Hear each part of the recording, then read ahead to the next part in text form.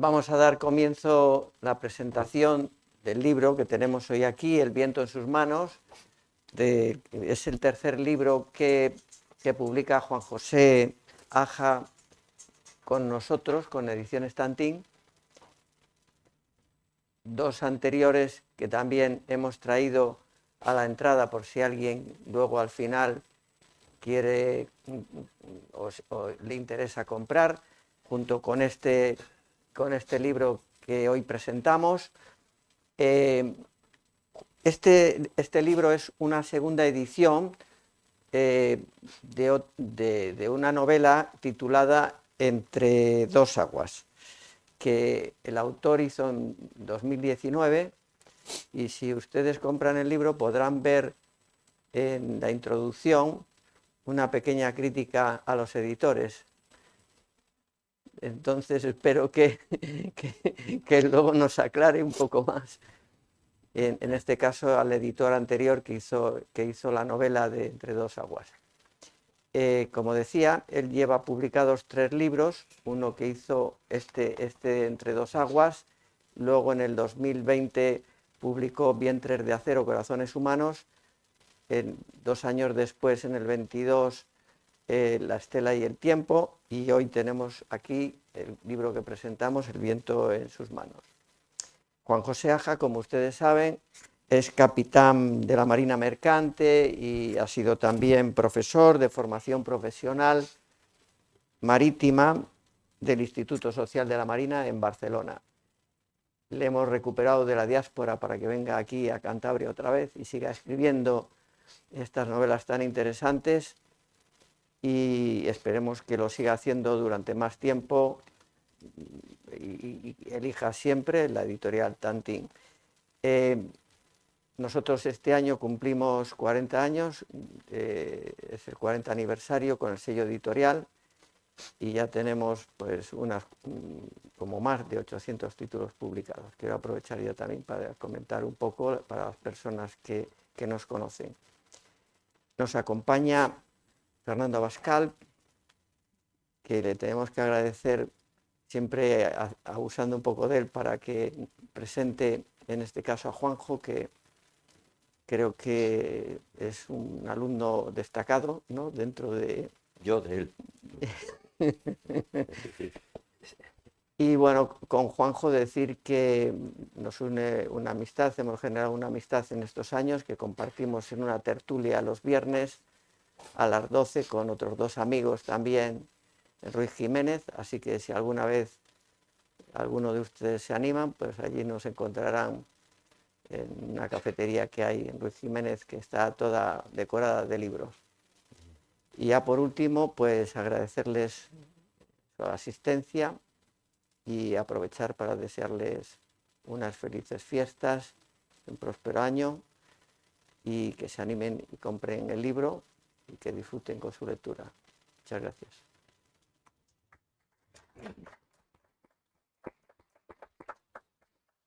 Buenas tardes, bienvenidos a todos, y voy a empezar por el final, o enlazando con lo que ha dicho José Luis.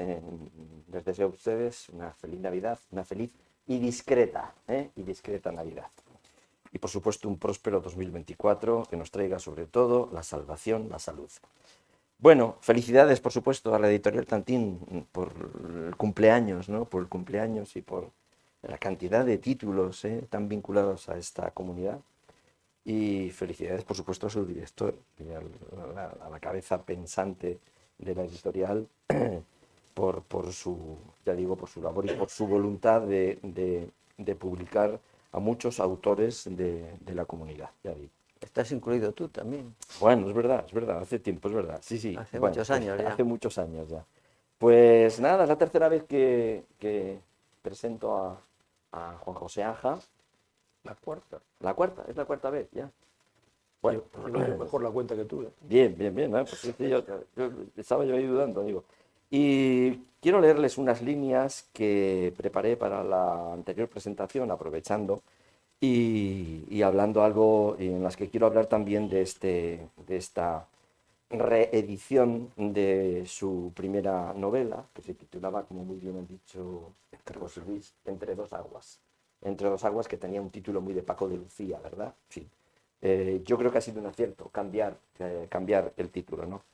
Ya lo ha dicho José Luis, Juan José Aja Sollet es un santanderino de nacimiento, capitán de la Marina Mercante, curtido en navegaciones transoceánicas, y ha sido, entre otras cosas, profesor en el Instituto Social de la Marina de Barcelona.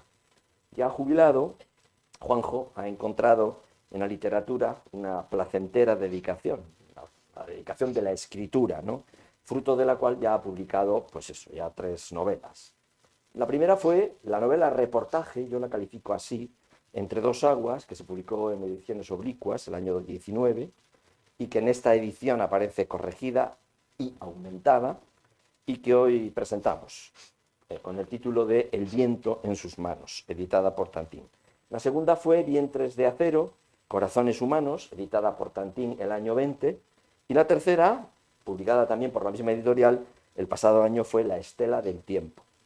Las 2 primeras obras, como no, tratándose de un capitán de la Marina Mercante jubilado, están vinculadas evidentemente al mar, al mundo del mar, al mundo de los barcos, pero sobre todo a las peripecias y a las travesías interiores y exteriores de los marinos, de esos seres humanos que entendieron la navegación como una forma de vida. Y es que navigare necesse est y vivere non est necesse. Navegar es necesario y vivir no es necesario. ¿Quién lo dice? Pues en sus vidas paralelas, Plutarco pone esa sentencia en boca del intelectual y militar romano Pompeyo, pronunciada por Pompeyo delante de unos marineros que se niegan a hacerse a la mar por miedo al fuerte oleaje. La frase ha quedado convertida en un tópico, ha quedado enmarcada en el tiempo, pero evidentemente no enuncia una verdad como tantas frases hechas. Lo primero, lógicamente, es vivir y después vendrá todo lo demás. Pero es una frase muy bella y nos anima a embarcarnos a todos, o mejor dicho, nos anima tanto a embarcarnos que allá por el siglo XII esa frase de navigare necesse est fue tomada como lema de la famosa Liga Hanseática y pasó a figurar en todos los barcos que hacían posible el comercio entre los habitantes del mar Báltico y el mar del Norte. Al filósofo Thomas Hobbes también se le atribuyó otra frase, primum vivere deinde philosophare, que nos advierte contra aquellos pensadores idealistas que teorizan sobre el mundo de las ideas sin aterrizar, sin tener los pies en el suelo o sin haber tenido la experiencia necesaria que da la vida. Pero sí, navegar, desde luego, sí que es necesario. Y para muchos, una de las mejores maneras de navegar, de hacerlo, es subiéndose al navío de la imaginación, al navío de la ficción, al navío del pensamiento. Y de eso, precisamente, de filosofar, iba la tercera publicación de Juanjo Aja, La estela del tiempo, que tenía mucho de narración de la experiencia vital del autor, a la vez que de ensayo sobre el fluir del tiempo y el fluir del tiempo del propio autor. Es decir, toda una travesía reflexiva sobre el pasar de la vida, sobre la memoria, sobre los recuerdos, sobre esas estelas espumosas de lo que Proust llamó la recherche, y de un tiempo recobrado que es necesario que vayamos dejando, o que el tiempo nos hace que lo vayamos dejando a medida que navegamos por los mares, muchas veces turbulentos, de nuestra existencia. Esta segunda edición de Entre dos aguas, que con ligeras, pero yo calificaría de sustantivas modificaciones al final de la trama, y que hoy presentamos, lleva ahora, como digo, el título El viento en sus manos. Y en ella Juanjo Aja nos narra en primera persona un episodio, que yo creo que es mucho más que un episodio, de la vida de un marino, un veterano marino, Eduardo de la Vega, que cuenta a 2 periodistas las peripecias de una travesía desde Río de Janeiro hasta el puerto gerundense de Palamos. Es decir, toda una compleja odisea, entremezclada naturalmente con una historia de amor que también es de desamor, en una narración en la que, ya digo, se anudan elementos que pertenecen a la novela negra, hay elementos característicos, al reportaje, y en la que se mezclan la pura ficción con algún apunte, y digo apunte, y lo pongo entre comillas, autobiográfico, que Juanjo se encarga de enmascarar sabiamente. No estamos ante una novela autobiográfica, ni mucho menos, ¿no? A Juanjo le cuesta, yo creo que, derramar su intimidad. Y es que, la verdad, en la cocina de la literatura, los ingredientes principales son la imaginación, la experiencia y, por supuesto, la memoria de quien escribe. Y bien sabemos que gran parte de eso que llamamos memoria está construido con los ladrillos de la ficción. No debo decir mucho más de esta novela, de esta entretenida novela, en la que, ya digo, conviven una compleja trama policial, el mundo de la marina mercante profesional, las travesías oceánicas a bordo de la goleta Laina, la presencia de una misteriosa y hechizante mujer, Lola, y toda una serie de personajes muy bien dibujados por el autor. Vidas cruzadas, en suma, sometidas al turbulento oleaje del tiempo. Muchas gracias.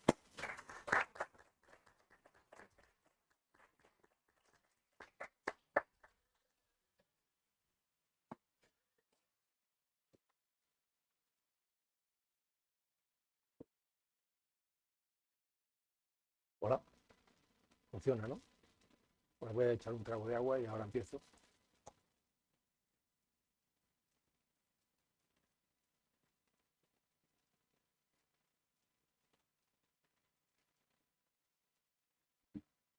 Esto está apagado, ¿no?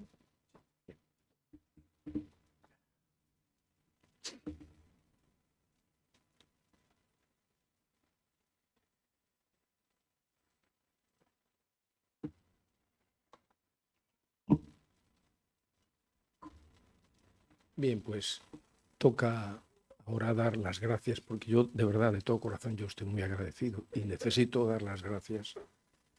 Y lo primero que tengo que decir es buenas tardes, que todavía no he dicho. Buenas tardes a todos. Y lo primero que quisiera es agradecerles a todos ustedes por ser tan amables de acompañarnos hoy aquí en esta presentación.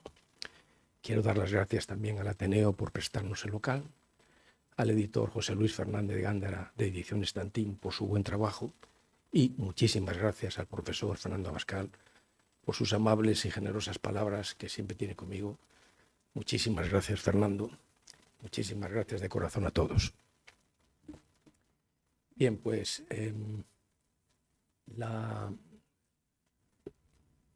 novela que hoy presentamos, cuyo título es El viento en sus manos, como ya se ha repetido, además de lo ya comentado por el profesor Abascal, pues yo tengo que añadir que la obra trata de las vidas de muchos personajes que algunas de las veces se van a ir produciendo en mundos paralelos, pero que a medida que se van a ir desarrollando, esas vidas irán convergiendo.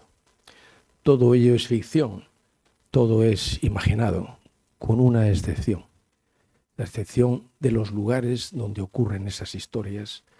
Los lugares no son lugares ficticios, sino que son lugares reales en los que yo viví o al menos conocí en diferentes viajes. Estos lugares, a pesar de que a veces estarán muy distantes unos de otros, el lector descubrirá cómo se van a ir relacionando entre sí. La descripción de los escenarios, consecuentemente, es fiel y veraz. En esta novela cohabitan dos narradores. Un narrador que narra en tercera persona y otro narrador que va a narrar en primera persona. El narrador en tercera persona es un narrador omnisciente, ya saben, el que todo lo sabe. Sin embargo, yo diría que a veces parece que no llega a saberlo todo, a juzgar por los muchos interrogantes que se va a plantear este narrador, al igual que se planteará el propio lector.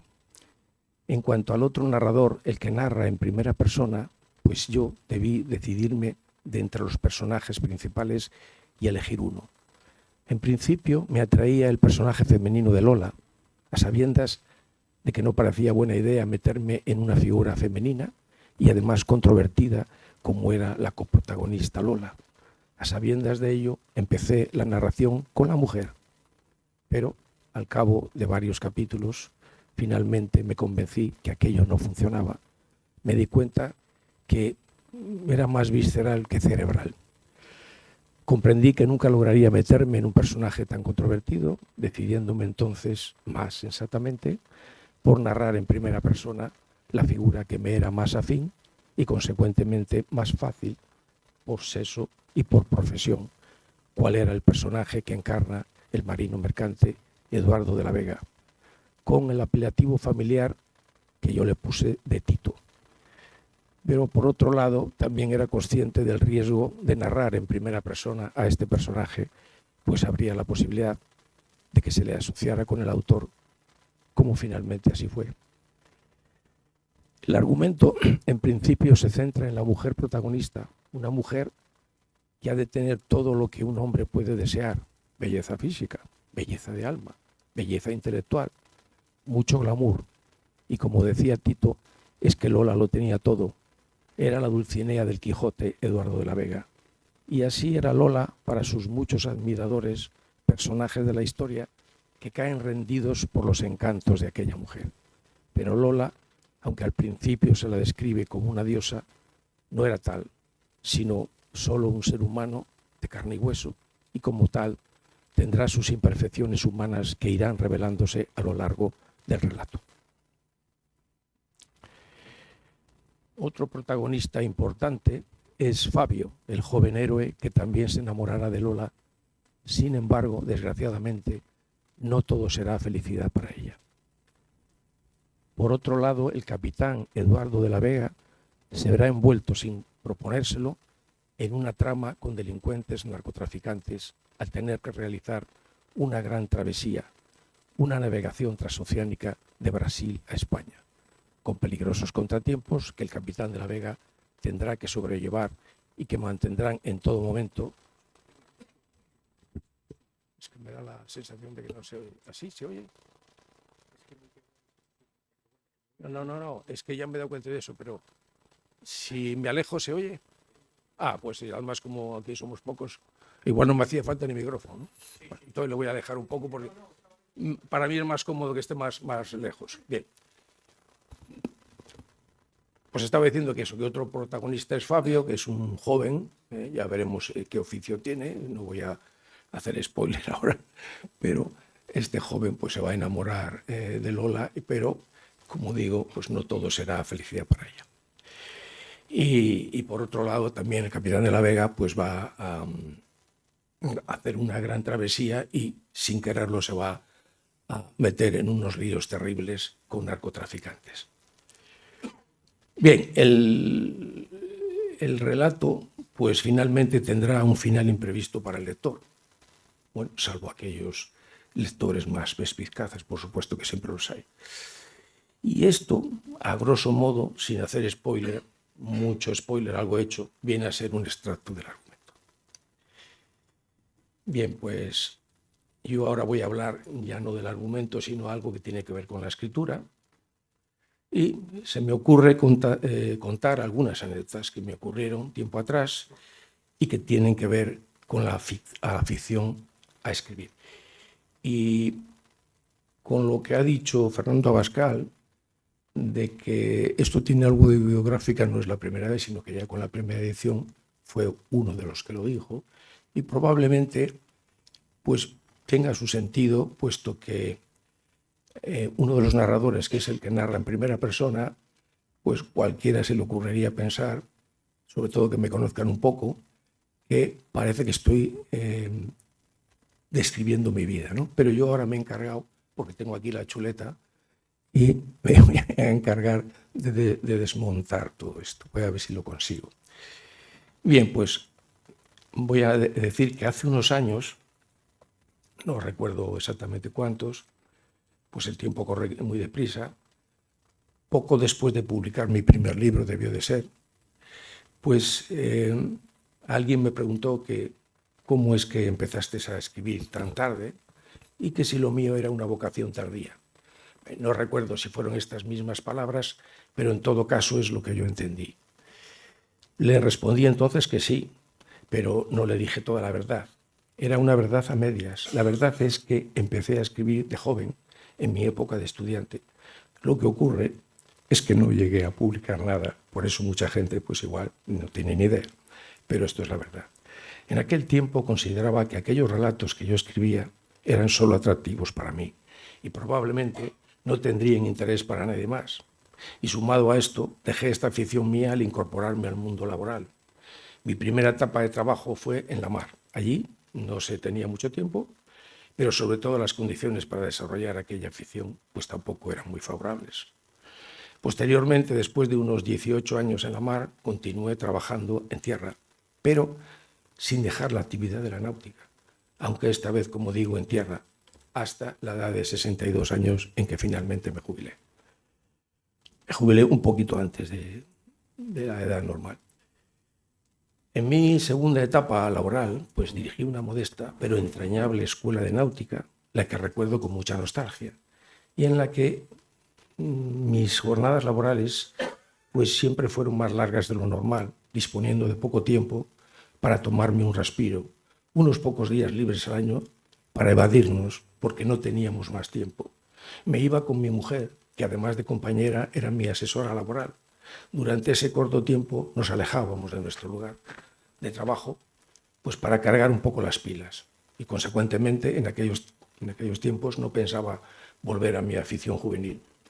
A pesar del intenso trabajo que suponía llevar una escuela de náutica, la verdad es que aquel esfuerzo era muy gratificante y me producía un agradable estado anímico que anteriormente nunca había experimentado. Bueno, pues creo que eso fue lo que me fue motivando de nuevo, y a pesar del escaso tiempo que nos quedaba libre, como el estado anímico era bueno, pues creo que aquello fue la causa para que retornara aquella vieja afición de la escritura.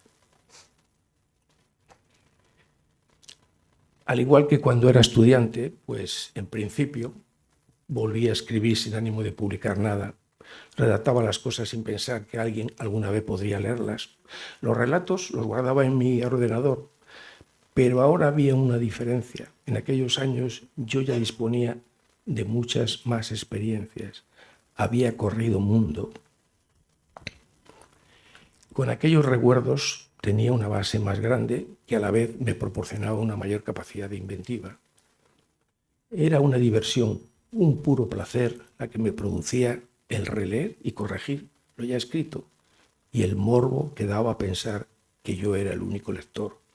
Pensaba también que en el caso de que algún día se me ocurriera publicar algo de aquello, pues debería de hacer algunas correcciones y suprimir por lo menos las críticas que hubiese, aquello que pudiera asociarse o perjudicar a alguien que no fuera un personaje ficticio.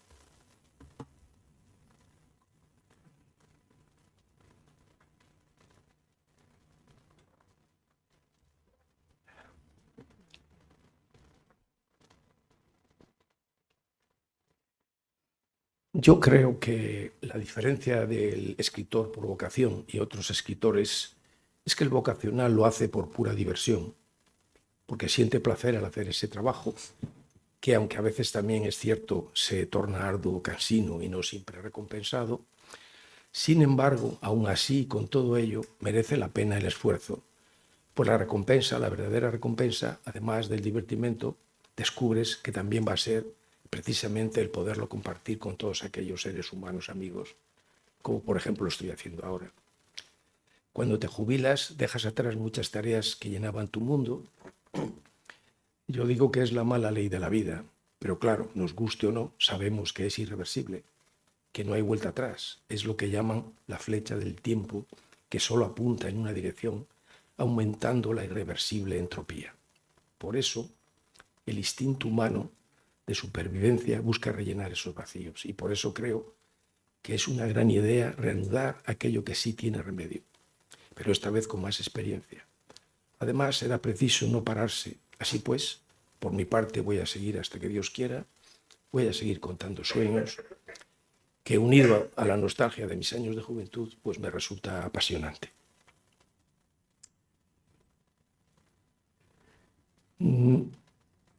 El deseo que tenía yo cuando era joven de navegar por los 3 grandes océanos, yo creo que lo he cumplido con creces. Ahora estoy en otro gran reto que deseo y espero me dé tiempo a completar antes del final. Y después, a mí me gustaría volver a navegar. Claro, algunos se extrañará, pero voy a terminar esto que voy a decir para que lo entiendan.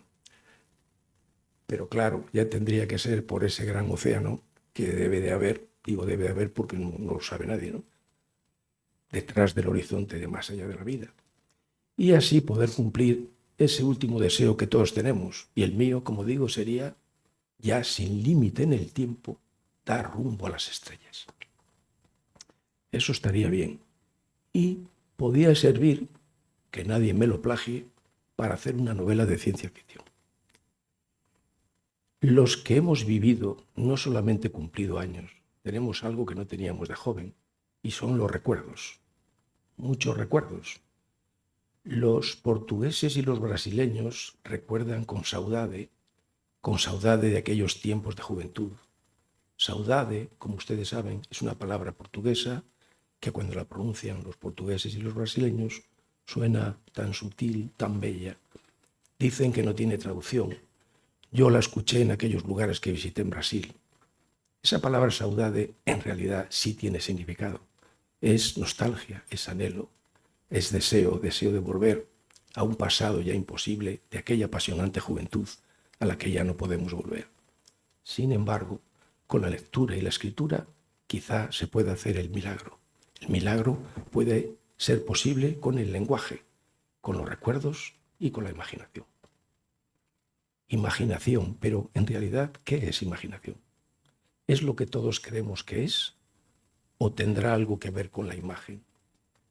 Según el diccionario de la lengua española, y lo voy a leer textualmente, dice el diccionario de la lengua española que imaginación es la facultad por la cual las percepciones habidas anteriormente pueden ser presentadas de nuevo ante la conciencia en forma de imágenes, reales o irreales, permitiendo al individuo manipular esta información a posteriori.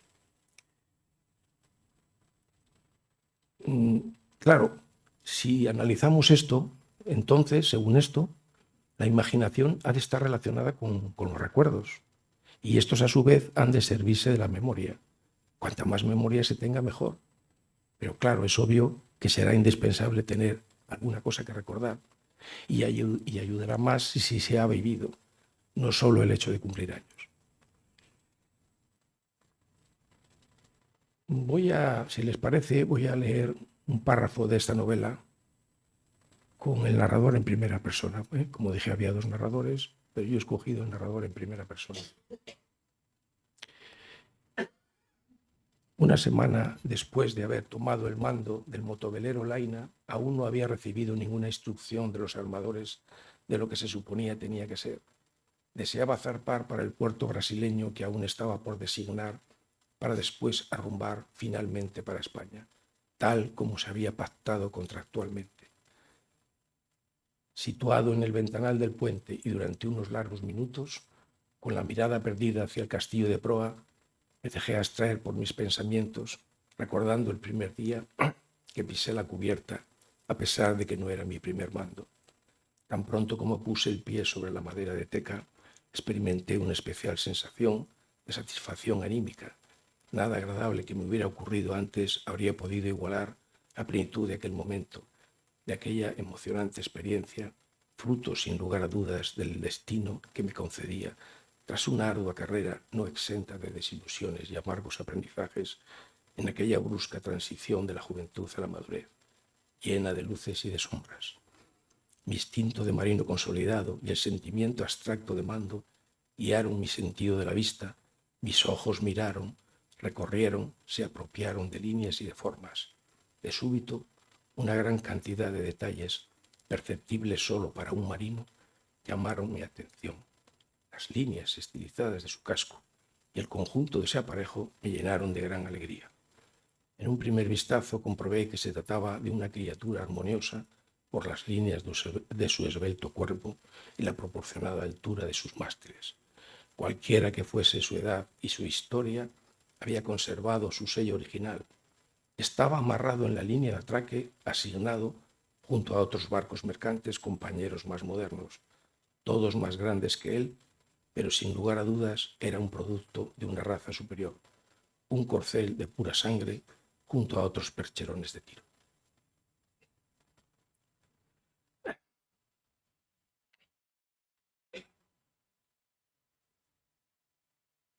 Bien, pues leído este párrafo, pues paso a otra historia, y en lo que se refiere al tiempo invertido en este libro, pues tengo que decir que yo practico un poco esa forma anárquica de trabajar.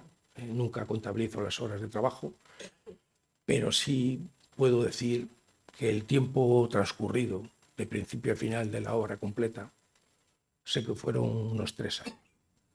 Las obras de este tipo llevan su tiempo porque hay que hacer mucha labor de documentación y en algunos casos muy concienzuda, pues porque se necesita ser riguroso en el tema, lo más riguroso posible. ¿Por qué? Pues porque la ficción debe de parecer creíble.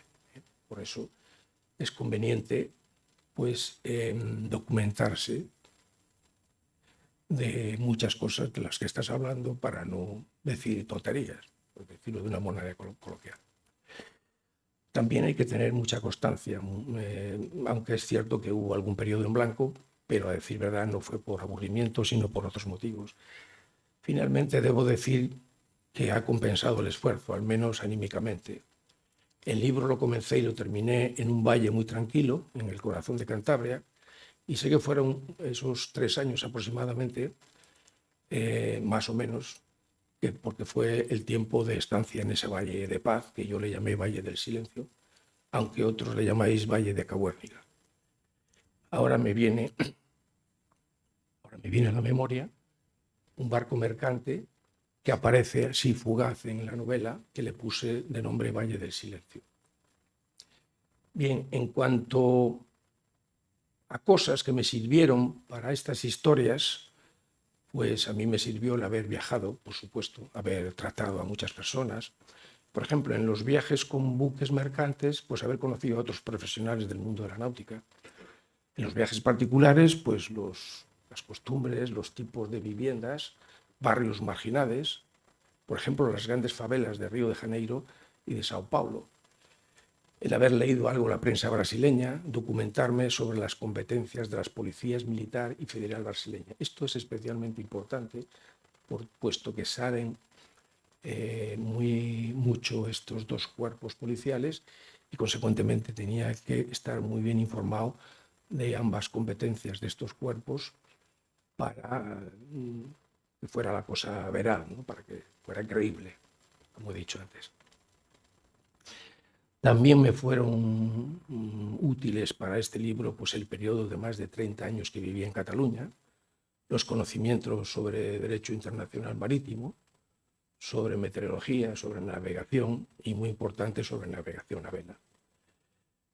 Algunos me han reprochado el haberme excedido un poco con las descripciones técnicas de la goleta Laina y alguna que otra descripción más.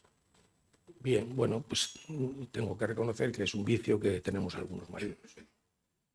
Por cierto, el nombre de la goleta, Laina es el nombre de un pueblecito de la provincia de Soria, situado cerca de Medinaceli y de Arcos del Jarón.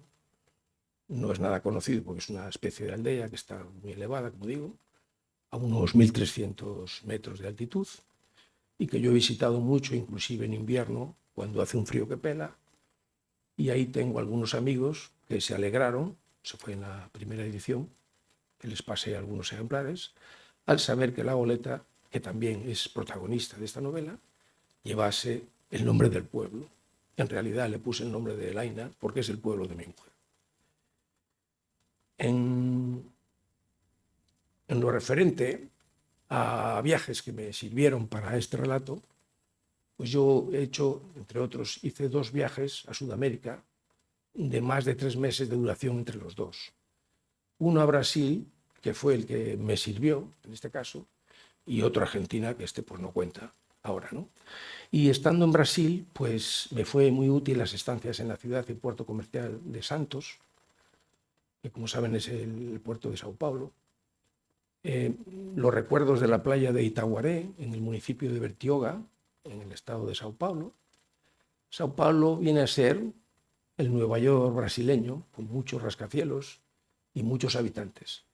En aquella época contaba con 12 millones solamente la ciudad, porque lo que es el estado, Sao Paulo, pues tiene 24, el doble.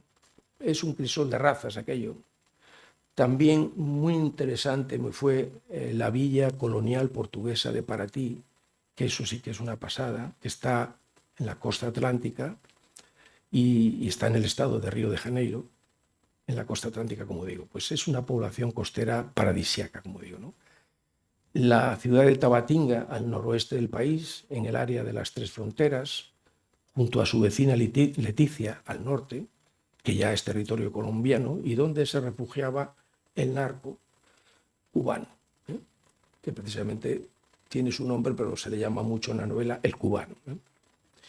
Y Santa Rosa de Yavari, que es una isla formada por el Amazonas en territorio peruano.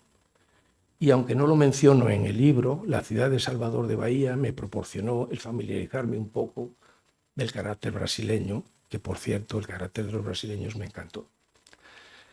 Estar en el hemisferio sur y ver al sol por el norte, pues te hace ver pues, como otra realidad, ¿no? Por ejemplo, cuando Lola y el capitán Tito pasean a orillas de la playa de Santos, por ejemplo.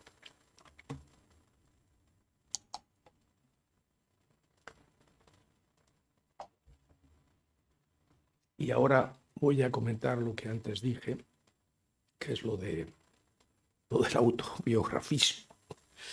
Y yo tengo aquí apuntado, para que no se me... que debo insistir que en este relato no hay nada de autobiográfico. Todos los hechos y las situaciones que se describen son absolutamente ficticias. Y los personajes, aunque también son ficticios, sí es cierto que parte de ellos están inspirados en algunos de los seres humanos que yo conocí. Pero, sin embargo, los lugares, como dije antes, los lugares todos son reales, todos existen y su descripción es veraz. Ahora, si me preguntasen si yo estoy en esta novela, tendría que responder que sí. Claro que sí, estoy dentro de ella porque me siento identificado con todos los personajes. Todos los personajes que yo he creado, pues hombre, son como hijos, ¿no? Incluida la pérfida Lola y el capo cubano, el narco cubano también. Todo esto viene a cuento porque algunas personas que leyeron la anterior edición pensaron, al menos así me lo dijeron, que esta novela tiene algo de autobiográfica. Quizá les llevó a esa conclusión la forma narrativa, pues en el relato, como ya comenté anteriormente, pues utilicé dos narradores, ¿no? Comprendo que a algunos lectores instintivamente les lleva a identificarme con el personaje que narro en primera persona.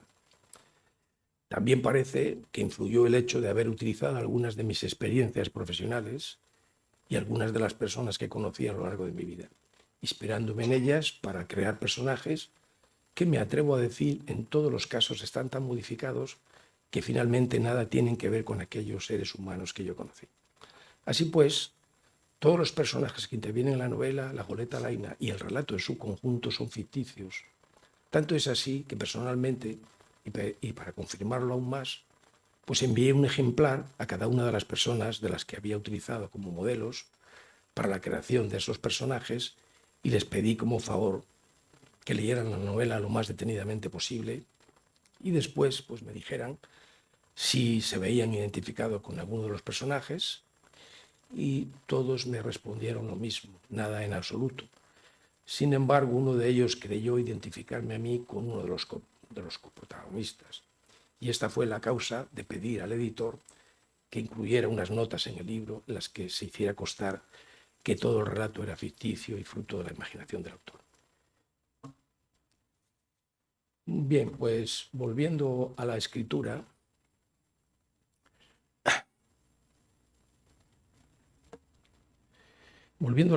pues en una ocasión escuché decir a José Luis San Pedro, escritor que ya falleció, que escribir es vivir. Y claro, esto digo, bueno, pues esto a mí también me parece que es eso, que escribir, para mí, claro, esto es una cosa muy subjetiva. Y es una anécdota ocurrida en el verano del 2003, en el Palacio de la Magdalena. 2003, ya pasan unos cuantos años, parece que fue el otro día, y donde se celebró un curso de estos que se celebran en la Universidad Internacional, y que se titulaba El autor y su obra, dado por el escritor y economista José Luis San Pedro, y también estaba su compañera Olga Lucas, que también es escritora. Y fue sobre la vida y obra de este escritor, pues un curso de los que se podía aprender, un curso entrañable por la humanidad del escritor. Los que habéis conocido, era una persona fantástica, ¿no? Y este curso dio pie al conferenciante y a su compañera para escribir un libro muy interesante que yo leí, y cuyo título es Escribir es vivir, divertido por las anécdotas que cuenta. Por mi parte, debo decir que estoy de acuerdo en que escribir es vivir, como dijo San Pedro. Y en todo caso, yo puedo asegurar que al menos para mí es gratificante, es estimulante, antiestrés, ejercitante de la memoria, además de un buen pasatiempo. Eso sí, dicen que no es fácil escribir un libro. Bueno, es cierto, pero yo añadiría más, y es que también resulta muy difícil conseguir que alguien lo lea. Como ya expuse anteriormente, dejé mi afición de escribir porque empleé mis años jóvenes en la profesión de marino y posteriormente en la enseñanza de la náutica, etapas que recuerdo con nostalgia y me reportaron muchas experiencias, por tanto no me arrepiento de nada, aunque sí me hicieron olvidar aquella afición de adolescente. Hasta que con los años y acercándome a la jubilación, reanudé esta afición mía, como ya he comentado, y despertando de aquel largo letargo. Entonces adopté la escritura como algo estimulante para mí. Este trabajo, advierto, acaba por engancharte porque te sumerge en los mundos ficticios que tú mismo imaginas. Como la música, las historias no tienen límite. Lo que hace falta es que alguien las cuente bien. Eso ya es más difícil. Reconozco que el mérito está en cómo lo cuentes, pero sin olvidar que el lector necesita apasionarse, engancharse al relato, sin perderse en retóricas aburridas. No conviene abusar de los adjetivos, si es posible ir directo al asunto. Y, por supuesto, todo esto es una opinión muy subjetiva mía.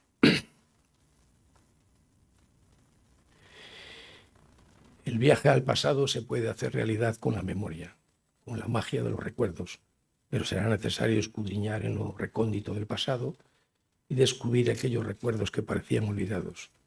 Gracias al poder inmenso del lenguaje, creador de mundos que cuando calan hondo pueden resultar muy duraderos en el tiempo, más que la propia realidad a veces. Así pues, urge ponerse manos a la obra. El tiempo corre que vuela, sobre todo para los que ya tenemos una edad. Hay que reaccionar antes de que los recuerdos se pierdan, se borren. Otra anécdota que recuerdo fue viviendo en Barcelona. Muchas anécdotas que tengo, pero se me han ido olvidando, claro. Pues viviendo en Barcelona, como estaba diciendo, yo solía asistir a alguna presentación de libros que se hacían casi diariamente en librerías de la ciudad. Y en 2 ocasiones, al menos que recuerdo, pues 2 escritores contestaron más o menos lo mismo a las típicas preguntas que les suelen hacer al final de la presentación. ¿Cómo consigues imaginar tantas historias interesantes? ¿Qué consejos darías a los nobles para inventarse algo? Y los 2 coincidieron, cada uno con su discurso propio, pues justamente lo que estoy tratando de explicar. No hace falta imaginación, o sea, entendiendo por imaginación capacidad inventiva. Decían, lo que se necesita es memoria, y el típico tópico que la realidad supera la ficción, pues también salió a colación en aquellos momentos. Mientras se sienta la necesidad de escribir, aunque alguna vez nos flaquee la memoria, pues siempre quedarán algún recuerdo del tiempo vivido. Son tantos que aunque algunos se haya perdido, pues siempre quedarán otros. Hoy me doy cuenta que es una fuente inagotable si se ha vivido. Recordando el pasado es muy fácil que se active la imaginación. A mí me ocurre a menudo. La vida y los seres humanos que han pasado a lo largo y ancho del tiempo vivido pueden ser una fuente importante de inspiración. Pero tampoco hay que olvidar las lecturas. También hay que considerar a los libros leídos, aquellos que se guardan en la memoria y que crearon una impronta también cuenta. Y cuando la memoria falle, pues nos pueden servir de archivos a los que se puede recurrir como auxilio. Y ya para terminar,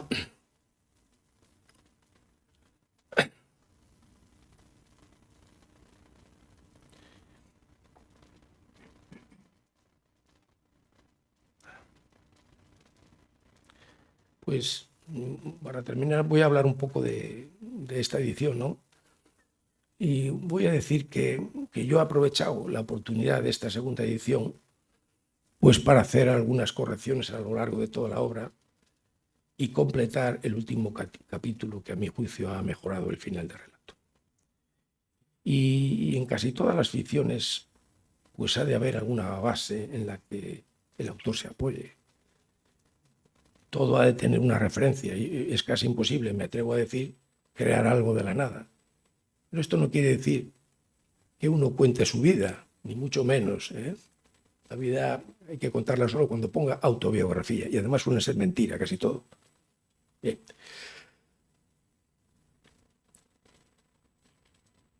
Autores de mucho prestigio internacional, no prestigio local.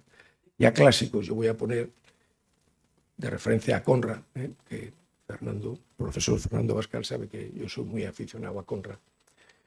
Y entonces autores de mucho prestigio internacional, ya clásicos como el gran Conrad, como estaba diciendo, pues utilizaron sus vivencias personales como base para sus novelas. Prácticamente todos los relatos de Conrad se basan en hechos reales que él vivió de primera mano o tuvo conocimiento y que después él modificó con su genio creador. Joseph Conrad leyó a filósofos como Arthur Schopenhauer y a dramaturgos como William Shakespeare, y la influencia filosófica del alemán Schopenhauer, según la tesis del doctor Daniel Zurbano, parece estar patente en la mayoría de las obras de Conrad. Todo consiste en la memoria, insisto, que necesita nutrirse de vivencias que quedarán grabadas en ella. La memoria, pues, será la gran depositaria del conocimiento adquirido y de los recuerdos perdurables a través del tiempo vivido por el escritor, y a partir de ese conocimiento pues se pueden crear historias y después darle toque personal que convierte el relato en novela con el estilo propio del escritor. Y les estoy muy agradecido por su atención. Muchísimas gracias por haberme escuchado.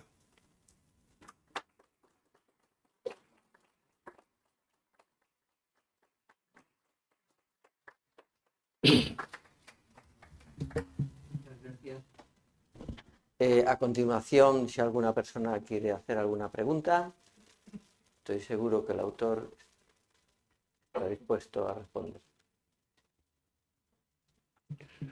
Bueno, no me preguntes cómo acaba la novela y eso.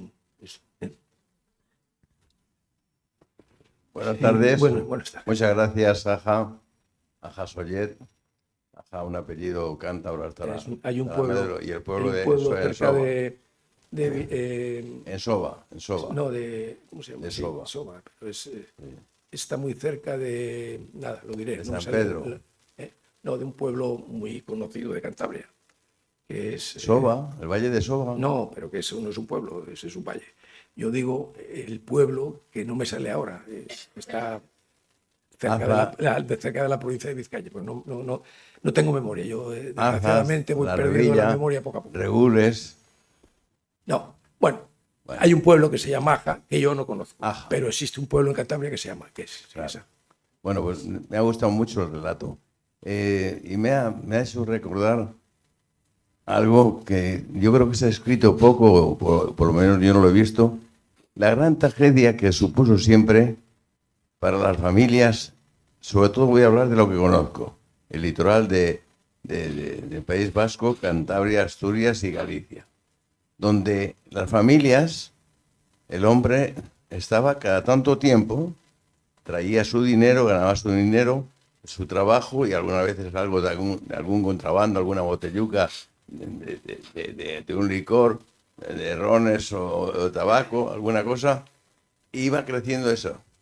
Y tanto se van aficionando que todo lo que se funda de eso, la mayoría de las familias, la mayoría voy a hablar, se pone a nombre de la familia de la mujer. Y cuando ese señor va luego a retirarse, hay casos, todos los que uno quiera, de lo que conozco, le dicen que allí, ¿qué pinta él? Hasta sus mismos hijos.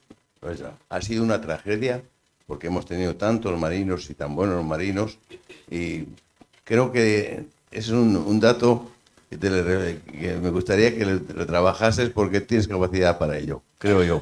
Por lo demás, pues felicitaciones porque me hace revivir algo que es muy nuestro, que es la mar. La mar. Cantabria sin la mar, La mar, que es un nombre... no es nada. Que la mar nos une, la mar nos atrae, la mar nos lleva, y la mar nos ha dado las tragedias mayores que uno puede imaginar. Pero ahí está la mar y por eso la queremos. Muchas gracias. Muy bien. Pues sí, esto me ha hecho recordar en las primeras épocas, porque claro, yo ya soy del Antiguo Testamento, que todavía coleaba ese, no sé cómo llamarle, la pacotilla que te daban a los marineros, a los subalternos y en general, pues ya saben que era pues una pequeña parte de cosas que tenían sus aranceles, como el tabaco y el whisky, eran esas dos cosas más. Pero aparte de eso, pues se trapicheaba un poco, que en realidad era consentido. Es decir, ahora ya sabemos que era consentido por el régimen porque eran unos tiempos difíciles, ¿no? Y yo recuerdo de alumno, que también haberlo hecho yo, con otros alumnos, porque imitabas lo que veías, ¿no? Entonces, si ibas, por ejemplo, a puertos francos como Canarias, o puertos francos en general, donde no tenían impuestos, pues comprabas esto, el clásico cartón de Winston, o de Craven, o de tabaco americano, y luego lo vendías en la península, ¿no? Y te ganabas unas pesetillas, unas pesetillas, no estaba el euro todavía. Y luego pues había otros tráficos más gordos que ya ahí entraban pues el mayordomo, gente pues que tenían más dinero y podían hacer inversiones.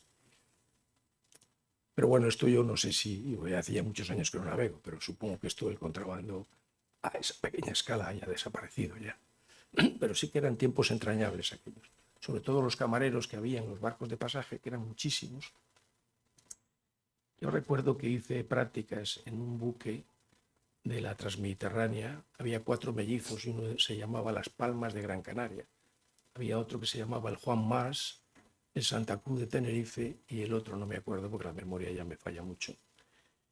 Y como yo estaba de alumno, yo me encargaba en la oficina de escribir a máquina, pues no había ordenadores de aquella, claro, y escribía unas largas listas interminables de tripulantes, y recuerdo que había 108 camareros, porque éramos muchos más. Luego suma pues otros subalternos y la oficialidad, no sé cuántos seríamos, pero solamente de camareros, ayudantes de cámara, 108. Y esta gente pues tenía unos sueldos muy bajos. La Transmediterránea siempre había tenido unos sueldos muy bajos, igual que la transatlántica, y digamos que se ganaban la vida de esa manera. Y es curioso porque cuando se iba un camarero, pedía la cuenta, o se iba de baja definitiva, o se jubilaba, había cola en la escala para pedir ese puesto de trabajo, que era un sueldo miserable, pero no era por el sueldo, era por lo otro.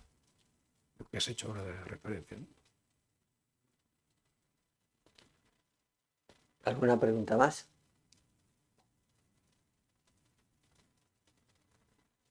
Voy a hacer una pregunta, Juanjo, ya para terminar. El escritor, cuando publica, se convierte en lector de lo publicado. Tampoco soy mayor, ya sabes. Que digo, que sí, porque puede derrumbar la pregunta. A ver. Que el escritor, cuando publica la novela, se convierte en lector de la novela. Tú la has vuelto a leer, evidentemente, ¿no? Y has visto ahí... La has corregido. Sí, pero siempre se queda alguna cosa, La has corregido. Pero aquí no solamente has corregido algo, que lo has corregido, sino que también has cambiado el final. Te has dado cuenta, ¿no? No, es evidente. Ha cambiado el final, ¿no? ¿Cuál ha sido la intención? Pues la verdad, para ser sincero, la intención no es una intención, digamos, tendenciosa, simplemente era que fuese otra novela. Me dio tanta rabia, yo, digamos que justifico en el prólogo el porqué de una segunda edición y no hago críticas. Ya has visto que, no sé, lo voy a decir. No hago crítica. Hace sugerencias.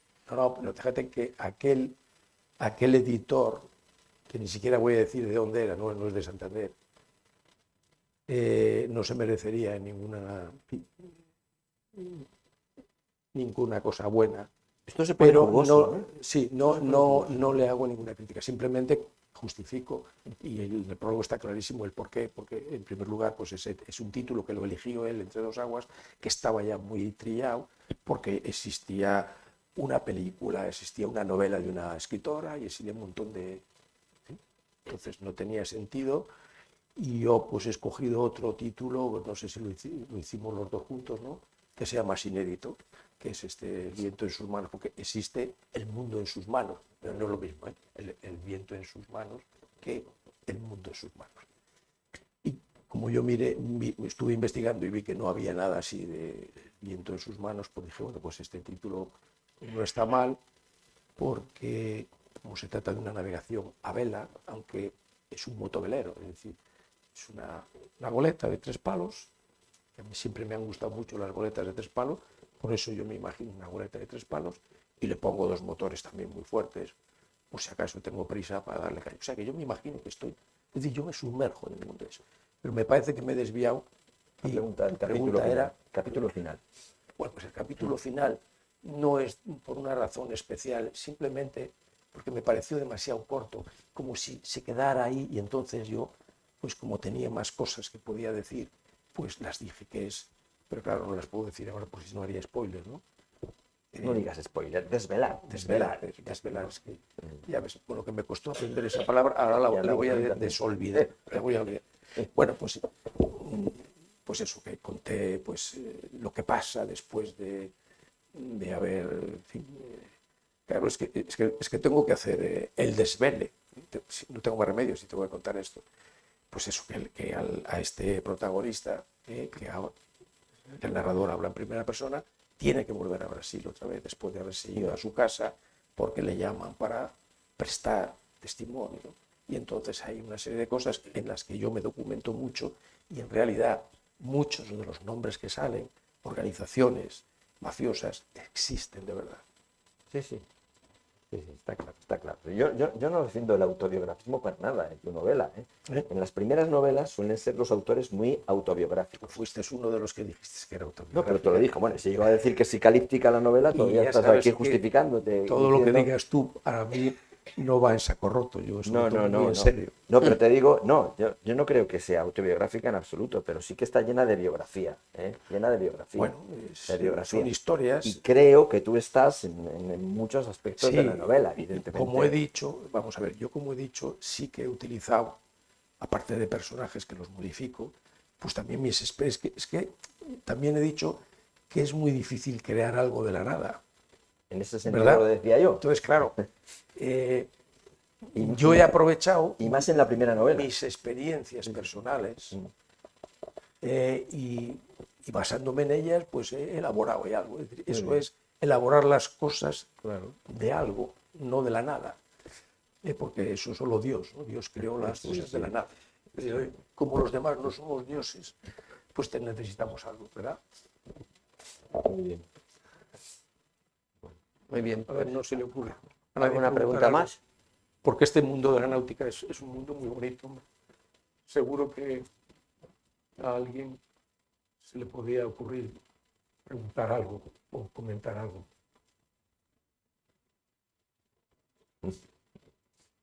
Yo, una cosa, quizá no tiene nada que ver con la novela, ¿no? Pero yo estudiando bachiller, en la época que yo lo estudiaba, estudiábamos literatura. Y a mí se me quedó grabado una frase de un poema de Espronceda que se llama El pirata. Con que habla de 10 cañones por banda. Sí, pero esta está al final, que habla de es mi barco, mi tesoro. Y mi Dios la libertad. Eso Y mi ley la fuerza y el viento. Allá es, es. eso es Y una ya la pre- recitamos entera. Es que yo con eso me quedé y se me ha quedado grabado porque es una preciosidad eso. Hombre, es que es Y luego- Pero fíjate, Espronceda nació en Almendralejo, creo recordar, no había visto, no sé si vería al mar. Pero fíjate lo que escribió. Y luego siempre se me quedó grabado el tema de la navegación a vela, que me ha parecido maravillosa. No he tenido mucha oportunidad de practicarla, pero siempre me ha gustado. Entonces este libro me parece estupendo. Que por cierto, en la película de El mundo en sus manos hay una preciosa regata De Gregory Peck y de dos de goletas, Anthony Quinn. dos goletas, que es una maravilla.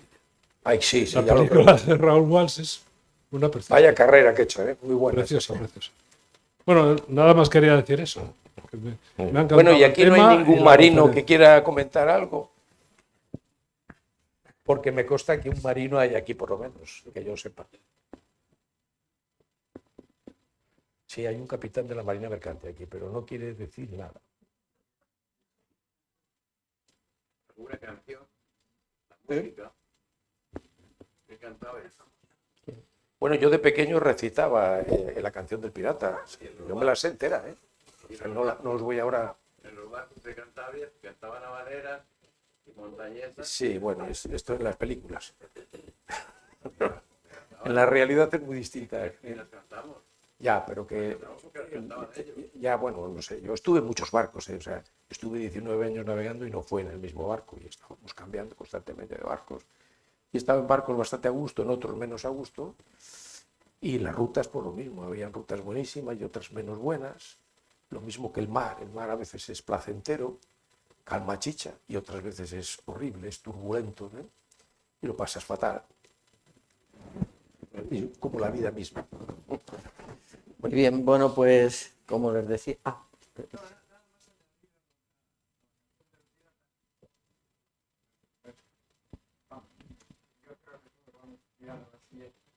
Lo bien que suena cuando en el barco.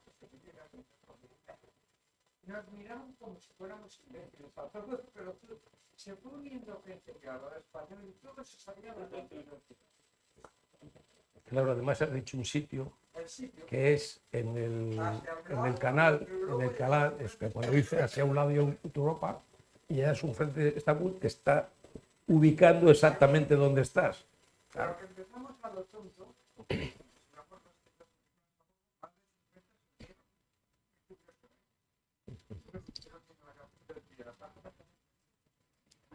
Bueno, pues esta novela, que es un viaje iniciático, ¿no? Ya el título y el contenido, les invito a que si se animan, ahí afuera pueden comprarla. Y si, como decía antes, alguno de ustedes, en Ruiz Jiménez, los viernes, de 12 a 2, el autor tiene ahí una tertulia con 3 amigos más, se quieren acercar alguna vez, pues es un sitio, una cafetería que está adornada entera de libros y un lugar tranquilo, buena música. ¿Cómo se llama la calle? Ruiz Jiménez. Ah, Ruiz Jiménez, sí, es que Sí. no me acordaba. Ahí nos reunimos 4 personas los Así que viernes. pueden continuar preguntándome cosas y ahora ya damos por finalizado la presentación y reafirmarnos un poco en desearles unas felices fiestas. Muchas gracias. Bueno,